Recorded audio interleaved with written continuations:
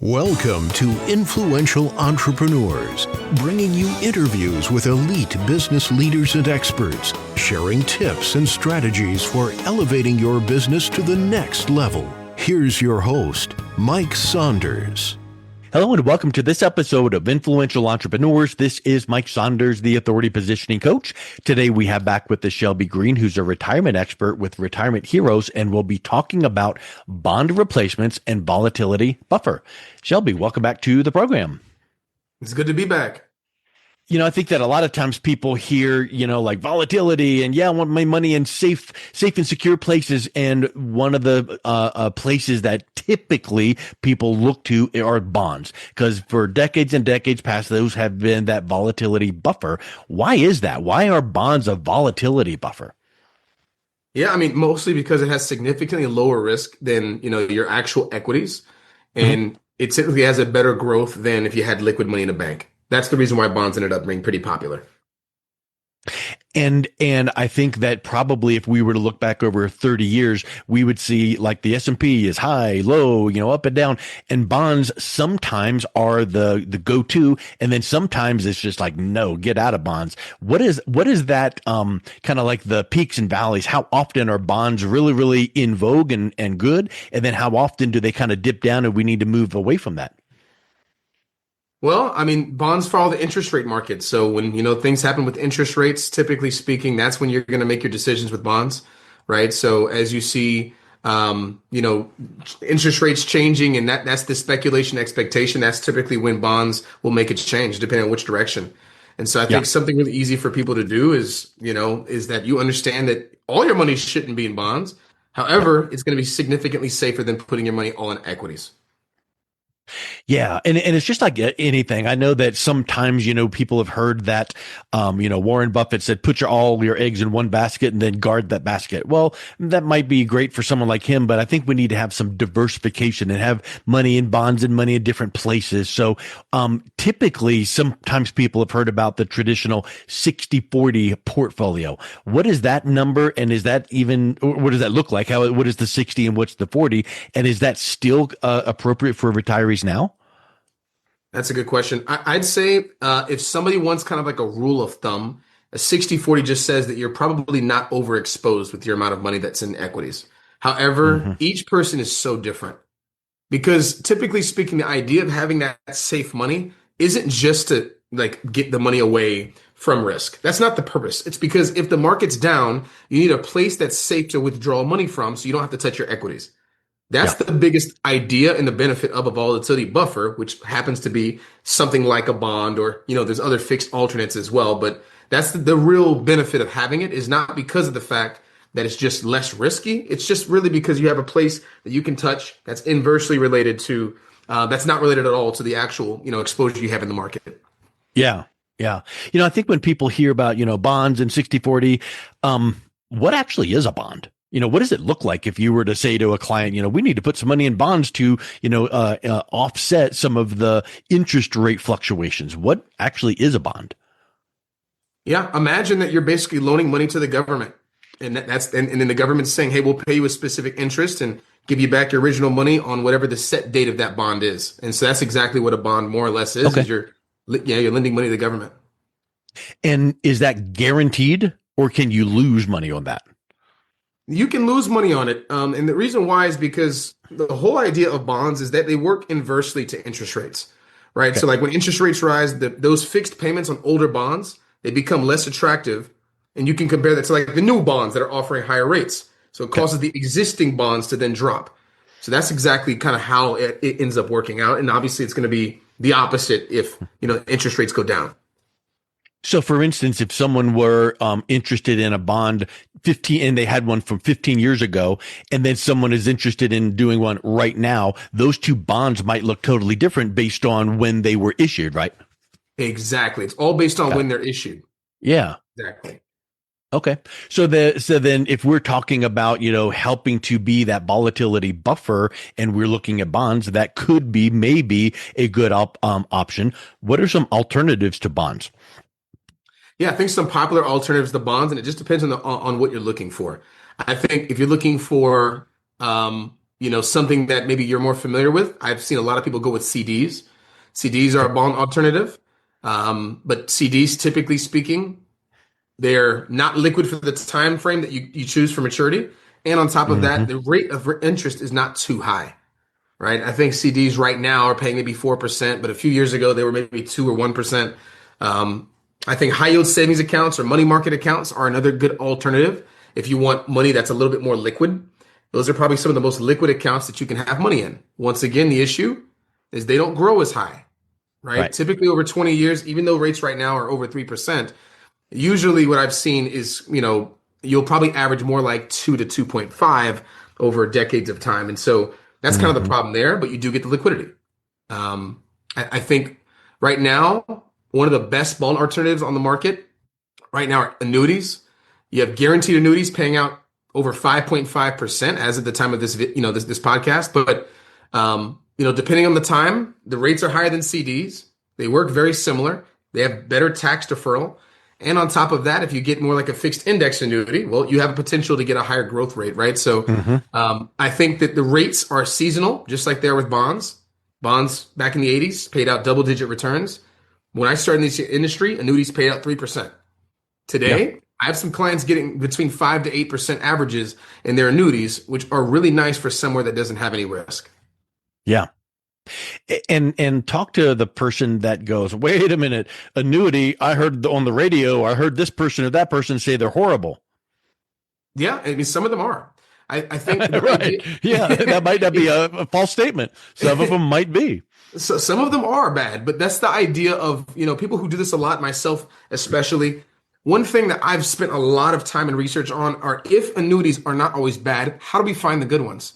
And Yeah. that's exactly what I focused my time and research on. I know exactly how to get the good ones. I know what company to do. I know which indices to use. I know the exact strategy to actually have one that will perform better without fees.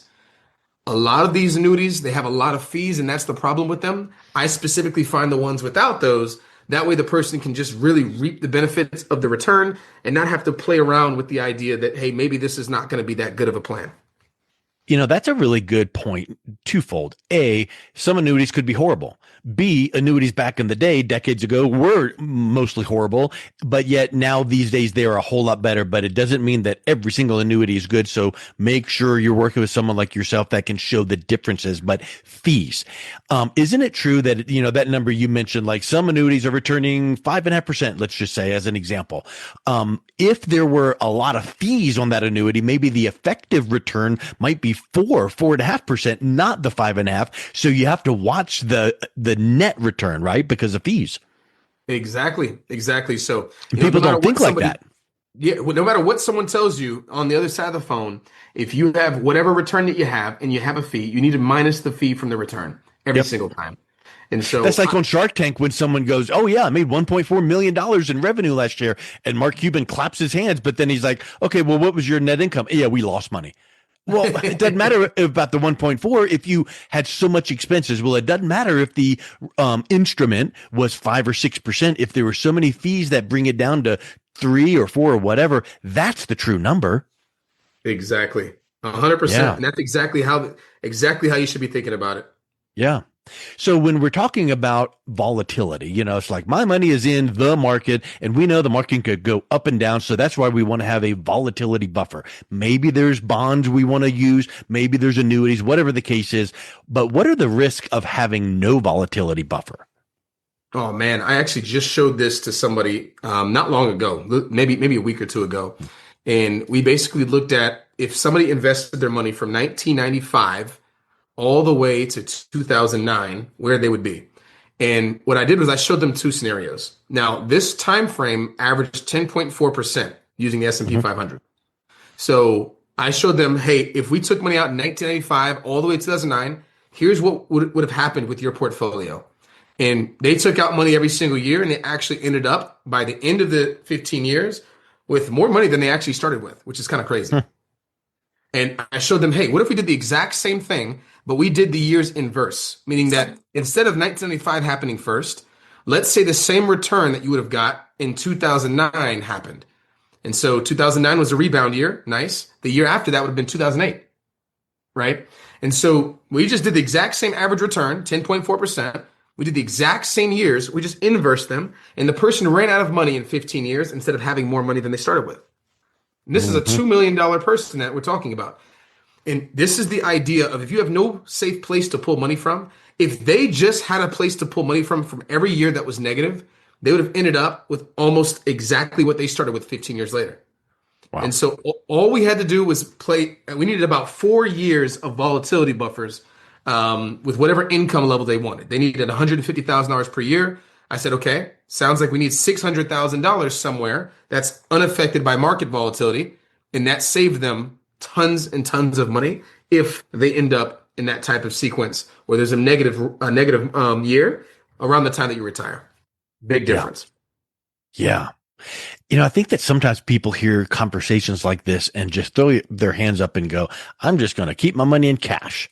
I'm going to get maybe it's a high yield savings account, but still it's cash, not in some of these funds. What are the risks of keeping too much money in cash? Because that's safe. They're not going to lose money, but isn't there some risks with that as well? Yeah, they have a few risks. I think number one is that they're not going to outpace inflation. Yeah. Inflation is going to be that silent killer that creeps up and really decreases the power of their dollars. And I think, keeping all the money in cash, it sounds nice because it's all liquid, but I'll go back to the $2 million example. At no point do I need all 2 million at once. Maybe I need 5,000, maybe I need 10,000, maybe I need 20, maybe even 30, but I don't need 2 million. Yeah. Right. So if the idea of liquidity is that you're keeping it liquid for a specific purpose, you don't have it liquid just to have it liquid. Right. I don't need $2 million just sitting in my bank account. So if I kept maybe 200,000 sitting safely in something that's liquid, maybe then even if I want to be more risk averse, you still have these other places you could put money, like the annuity example I mentioned earlier. Okay, at least you're getting 5 to 8%. You're always outpacing inflation and your money's always going to be growing. That's at least going to outpace inflation and allow you, significantly more money in the future. Might as well, especially since you don't have any risk. Yeah. Yeah. Huge. And people don't think about that. They don't realize that $1 today, it might be, 75 cents in years to come. And that's what inflation does. Your money just won't go as far. And that's as important to calculate as, taxes. Taxes are going to make money leave your account. Well, inflation will make your money not go as far as you need it to go. So a huge thing to make sure is calculated and baked into your retirement plan. Exactly. Very important. I agree. So when we're talking about risk and volatility and we want to, have those buffers in place, what level of risk is appropriate? And meaning, how far ahead of retirement should someone start making some of these moves to buffer that volatility? Because when you're in your 30s, you got plenty of runway. You can recover if the market takes a hit. So A, what level of risk is appropriate? And B, how far ahead of retirement should you start making these moves? Yeah, I'd say what level of risk is tolerable is going to be very specific to the individual and what they've decided to do with their money. If they're able to get most of their guaranteed income that they need for retirement covered without risk, they can be as aggressive as they want. I have clients literally who we get enough guaranteed income to cover their bills and have, plans for any unexpected things that could happen. Once we achieve that, they can be as aggressive as they want. They can have 100% in equities with no bonds, right? It allows them that safety. It allows them to be more aggressive in their portfolio. But I have other clients who they didn't put those things into place. Now we have to be significantly more conservative because now they're in a position where we have to utilize their money that's at risk and we can't take as much. Yeah. I'd say once you start to get around like age 53, and I say 52, 53, just because you're within 10 years of potential retirement.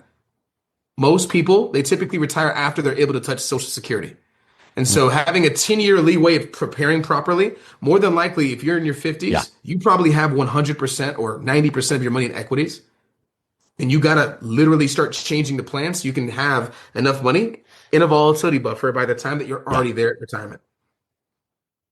I think that the word diversification confuses some people because probably you've heard people go, oh, I'm really diversified. I've got money in Apple and Tesla. And well, you just have a bunch of money in still equities. That's not being diversified. What does diversified really look like for someone who's retired? Where do you feel like a good mix would be for safety and having that volatility buffer? Yeah, I think diversification is a lot more than it means to some people, or it means a lot more than people think it does. I think most people I speak to, they think diversification's, oh, I have money in different companies in the stock market, so therefore I'm okay. Yeah. I think real diversification is from having your money either in different markets or having money that's unaffected by something differently. Yeah. What I mean by that is let's say that I had money in the market. Well, that's affected obviously by market volatility. Well, if my other money was somewhere that's unaffected by market volatility, I'm diversified. The last thing you want is that one thing goes wrong and all your money's in one place. And because all your money's in one place, now you can't do anything because you literally had all your money in the same bucket. I have people who come to me and all their money's in the market. And I say, well, if the market crashed, what are you going to do? Are you just going to sell at a loss? I thought it's buy low, sell high, right? Not sell low. Yeah.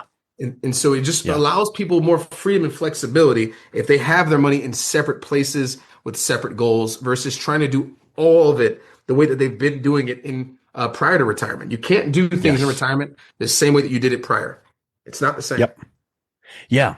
And I think that you need to have that plan in place. You need to check that plan. You need to stress test it, like you've mentioned, and check it a couple times a year so that that portfolio that you put together, and it might be some in equity, some in annuities and guaranteed income and bonds, things like that. But you have to withstand both inflation changes, tax changes.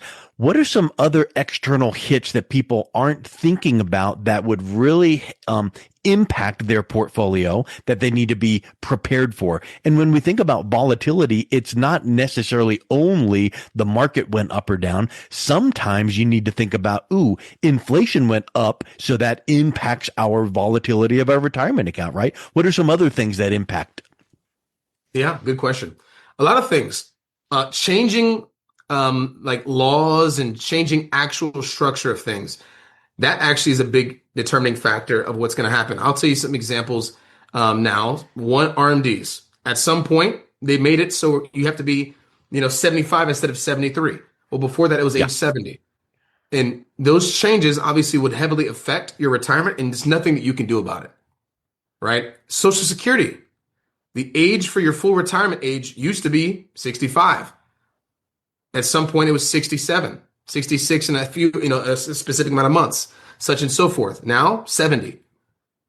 These are all big changes because it now means because age expectancy goes up, for you to get the full amount of your social security retirement, you actually have to wait longer. Yeah. Right. On top of that, well, when it comes to Social Security, what if all of a sudden some of the money goes away? What if all the money that you've been expecting actually goes down by 25% or more? These are factors that you can't even control. What if you end up needing home nurse care? If you have amnesia, you have dementia, and someone needs to take care of you, and your kids can't make it, right? Or even worse, they don't want to. It happens. I've seen it time and time again.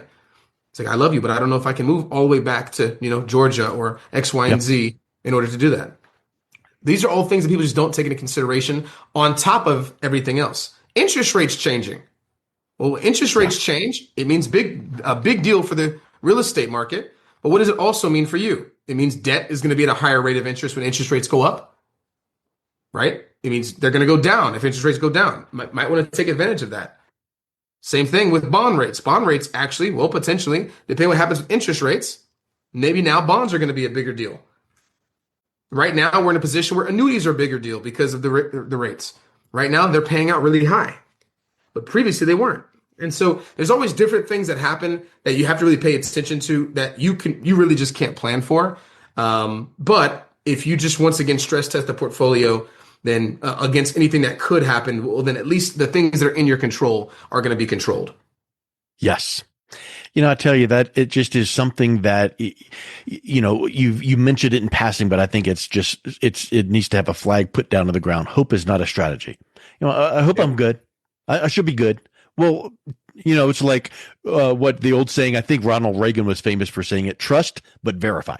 I trust that the plan is in place, but verify it. And it's not that it's a wrong plan. It's just that from 6 months to the next 6 months to the next year, you might have inflation changes. You might have tax changes. You might have Social Security changes. And how did that impact your retirement plan? Not that it was a wrong plan to begin with. It just means that some external changes happen. So I think that is something really to keep in mind. So if someone is thinking, how does this volatility or stress test affect my retirement? What are some options for me? What's the best way that they can reach out and connect with you, Shelby? Yeah, I'd say the easiest way is typically going to be email. If you try to call, I do my best to answer it, but typically speaking, I'm in meetings, and I try to schedule those meetings accordingly. So I usually don't have much buffer between meetings. But if you email, my name is Shelby Green. That's green like the color, at Retirement Heroes. That's heroes, HEROES.org. If you email me there, I'll get back to you and we can just chat about your situation. I can give you some advice and recommendations and build you a plan that stress tests all the things that we talked about today regarding your plan. Excellent. Well, thank you so much. It's been a real pleasure having you back on again today. Mike, I appreciate the invite. Thank you so much. You've been listening to Influential Entrepreneurs with Mike Saunders. To learn more about the resources mentioned on today's show or listen to past episodes, visit www.influentialentrepreneursradio.com.